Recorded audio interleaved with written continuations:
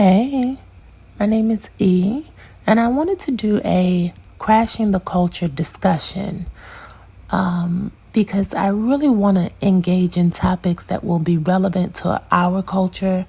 And a subject that frequently comes up in our communities is how to separate, divorce, and co-parent successfully. What does that look like? What does it feel like? And what does that communication sound like? Of course, each individual is different, which means that each person's output is going to be different. The way that people receive information and process their emotions along with it varies based upon their individual experiences. However, it is my hope that by the time you have 3 children by a man, or 4 kids, or by the time you get pregnant by a man 5 times, that you are clear on what healthy and happy co-parenting looks like and what it doesn't. And if you are unsure of what I'm hinting at by now, I'm talking about Melody and Martell Hope from Divorce and Hip Hop Huntsville. This is what I saw last night, and all I can say is all roads lead to green. Let's get into it. Fucking bitches sitting here eating off of me right now as we speak, because all you gonna do is do your own fucking blog and then talk about me and put my name in the fucking thumbnail just like Sherelle. And you know what? You can eat a monkey dick just like that bitch. Fucking whack ass lace front you got. She wanted to be the Isha. That's what he needs to say. It needs to say exit. Get the fuck out of here, bitch.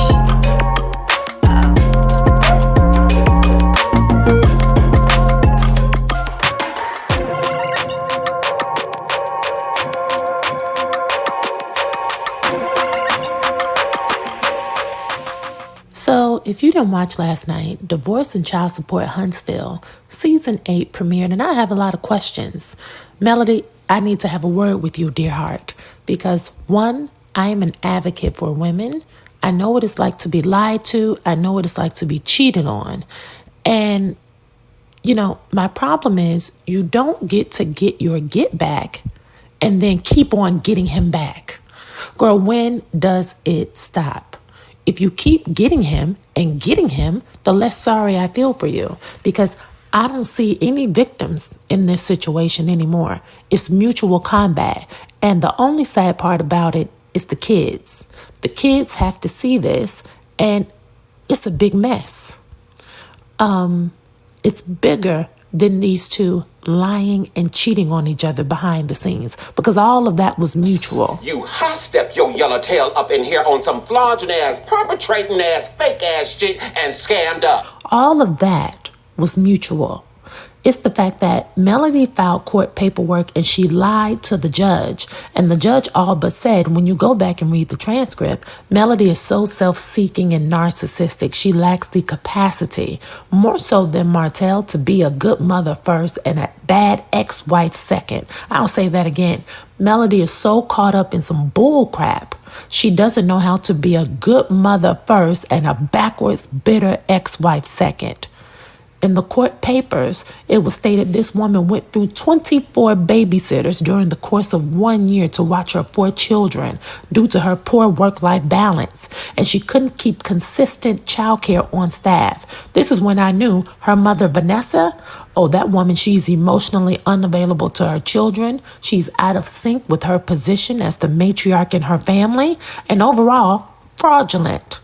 How in the hell was your daughter worth $2.3 million that year, but you can't stop trying to be a sister wife and stop romancing your daughter's married friend's brother long enough to provide some stability to your grandchildren as they are being displaced between 2 households? Yeah, Melody and Vanessa, those are 2 fraudulent women. I just have to say it. And when it comes to this divorce, they've been divorced, Martell and Melody, for over 3 years now. They cited the reason for divorce was incompatibility of temperament, and this is evident in how both of them weaponize social media, their family members, and their employer at the Oppressed Women's Network against one another.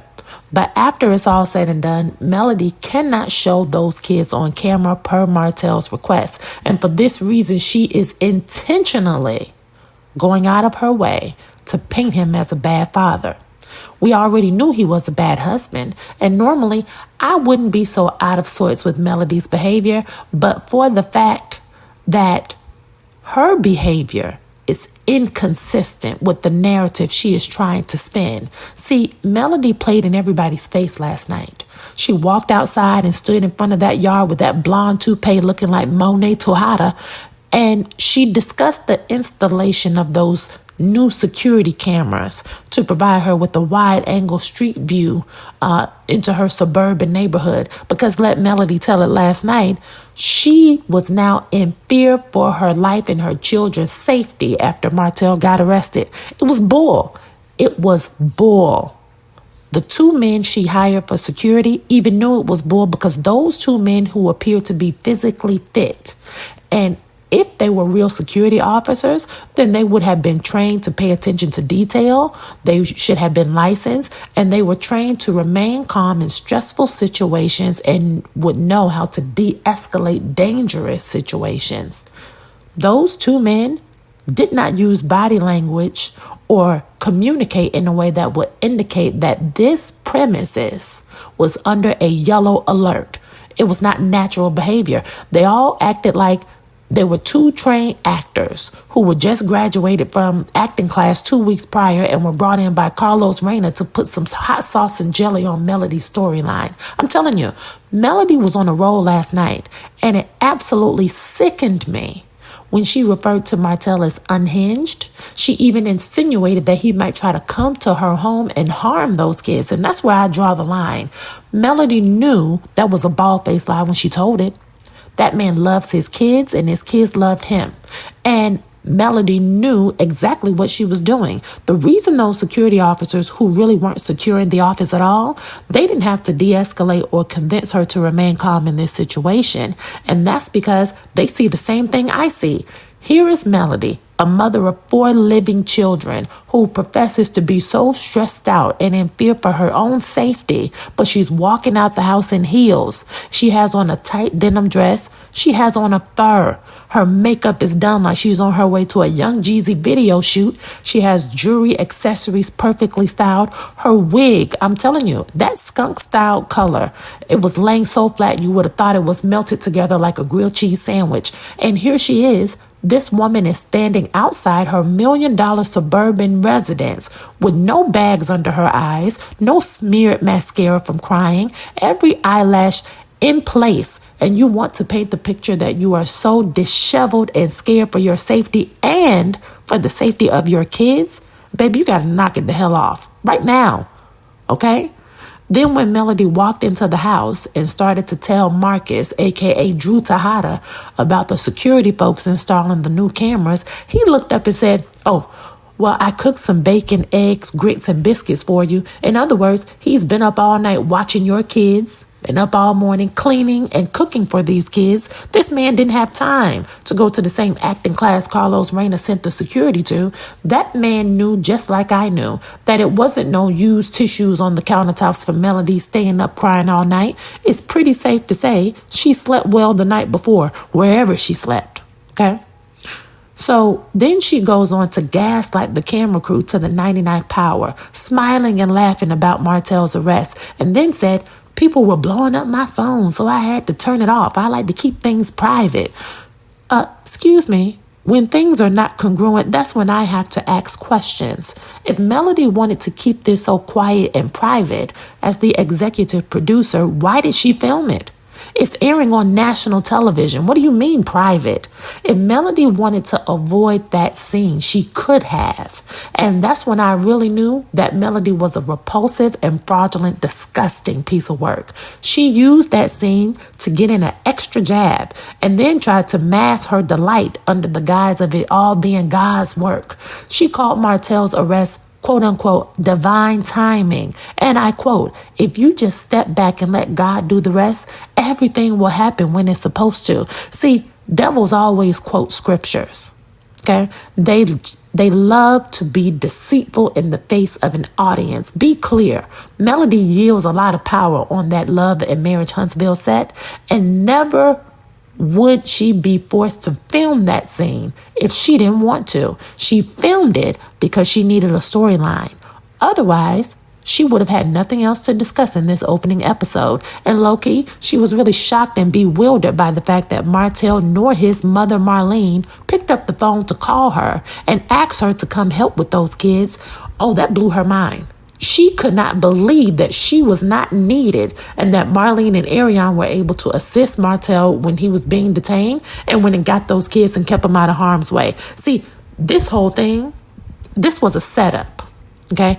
And I knew it. High step your yellowtail up in here on some flogging ass, perpetrating ass, fake ass shit and scammed up. Round of applause, bitch. Now, in her confessional, she said that the text Martell sent was on April 27th of 2022. Melody went to the courthouse in September of 2023 to file her complaint. Martell was then arrested on January 9th, 2024. So she knew that this man was driving around with her children in his car with an active warrant for his arrest since September. That's a problem for me. You hand off your kids to this man weekly. You work at the same company with this man and you just filmed a reunion where you told everybody you were putting your hands on him.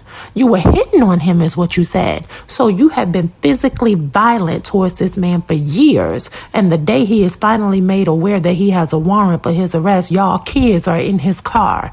Knowing the relationship between the black community and the Alabama police, why would you put your kids in the line of fire to potentially be hurt, traumatized, or worse? If you really fear for your safety and had so much anxiety about this videotape being leaked, why didn't you call the police in September, October, November, December, and that first week of January? If getting the police involved was really your only option, how in the hell did you manage to see him, talk to him, sit across from him, and film with him so much since April of 2022? But now all of a sudden it had to happen in God's time. If you let God be God and do your part, but then back up and let God do the rest, everything happens when it's supposed to, how it's supposed to, and that's what I was on. And one more thing before I go.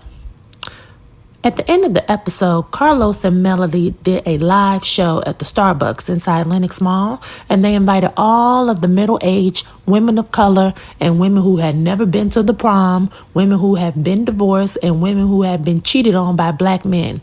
Oh, and don't let me forget women who have become stepmothers to new babies during their marriage. I'm telling you, there had to have been 35 seats in that lobby, and yes, all 35 seats were filled, so it was indeed a sold-out show. Now, when Melody sat on that sofa and told all 35 of those women that she never experienced a climax during her marriage, I wanted to jump through that screen and say, that's a lie. That's a lie. You were cheating on Martell with that attorney in Huntsville. The streets have been saying that for many, many years. And if you were cheating on your husband and still not reaching a climax, then Melody, you just had bad luck, baby. You got bad luck, and I'm convinced you're the problem. Shit. Okay? And as usual, all 35 of those black women cheered and rooted her on for this bold confession. Those bitter betties went wild with applause. And if you paid attention, when the cameras panned to that damn near 82-year-old woman with bifocals as big as New York City, clapping her hands in the audience, you would have thought Melody had just recited the I Have a Dream speech. Okay? It was very unreal. And it was so bizarre. Carlos Reyna even had to get in and get him a taste and pander to the brokenhearted, lonely, and confused. And this is when I realized that, there's an agenda here. Okay, there's more at play. Carlos let it be known that Martell had lied on him and how devastated he was. I mean, he almost said that he had trouble sleeping for nearly 4 nights due to his embarrassment and all of the trauma that Martell had caused him. And once again, all those lonely and delusional women, they sat there and they ate it right up. As soon as Carlos said that Martell had been arrested, all of those women cheered in the audience. They were clapping and stomping their feet. And like I said, when it is not congruent, that's when I start asking questions. Okay? Carlos said Martell made his production company look bad. And these are people who bend over backwards to come to Huntsville and give the cast the best production possible. He said his staff was of the utmost ethical and professional. But then 5 minutes later, Carlos brought out his former producer, who was now married to Destiny's ex-boyfriend. So Carlos Reyna, now I have a question for you, dear heart. How is your staff so professional, but they're fraternizing with the talent and causing scandal so much so that they have to come from behind the cameras to now film in front?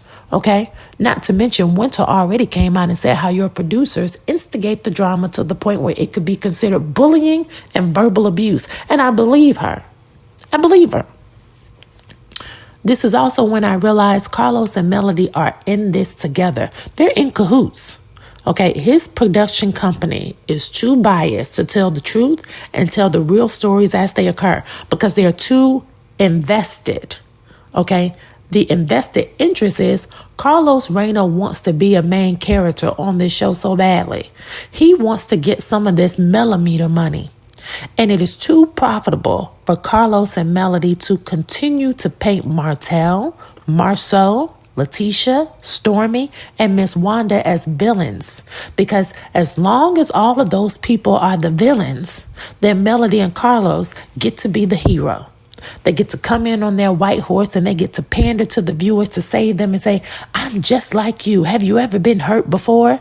See, this is why the magic editing marker always colors in Melody's favor, because Kingdom Reign production crew and the Oppressed Women Network stakeholders understand that these middle-aged and older women who are bitter, divorced, and broken-hearted ex-wives, and all of the black women who became stepmothers during their marriage are going to keep opening their wallets and keep giving Carlos and Melody their hard-earned money, and the OWN network is cashing in too, and this cash is so prevalent. You see them taking this show on tour. They're banking on these women who do not have love in their lives to come out and trauma bond, because you saw it at the Starbucks. They're taking this heartbreak on the road. And if you've ever not had an orgasm in your relationship, and if you've ever had a man cheat on you with the same woman for 5 years straight, and you love to call the police on his black ass, you better get your tickets now. That's all Carlos was saying. You better get your tickets now. You know what? I can't even say anymore. Let me turn the music up. Bye. Fucking leave, bitch. Don't nobody want you here. Haven't you figured that out yet? The people is on the screen and laughing at you. They're laughing at you. Come on, E.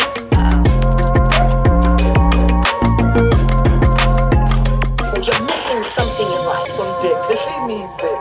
She needs it so bad. She needs to get fucked.